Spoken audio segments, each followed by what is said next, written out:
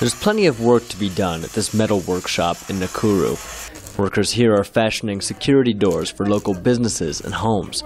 But it's not as busy as it was 5 years ago before the last presidential election. Metalworker Bernard Wanzala says that's actually a good thing. In 2007, people here made a lot of weapons. They sharpened a lot of machetes here saying they were going to use them for defense. But this year, I've not sharpened even one.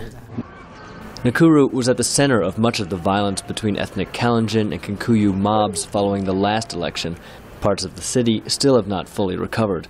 This is one of the hardest hit areas of Nakuru during the post-election violence that followed the last vote in 2007.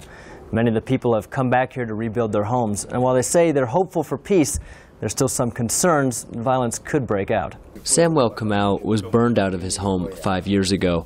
He says as a landowner, he has no interest in a repeat of violence.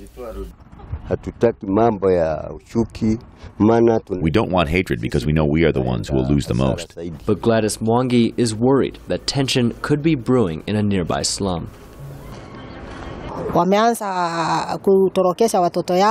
We are seeing the people who attacked us before moving their wives and children, while the men remain. Now we are wondering what might be cooking.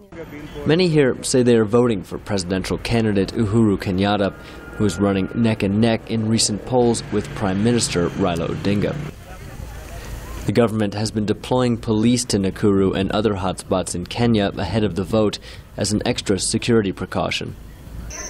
Kefa Karoya of the Internal Displacement Policy and Advocacy Center says the police presence has put some people on edge. I've more like told them the best thing is to put the batons down, the helmets down, and walk into the estates without guns, without anything, to reassure the residents, even those who are fleeing, that the security is there.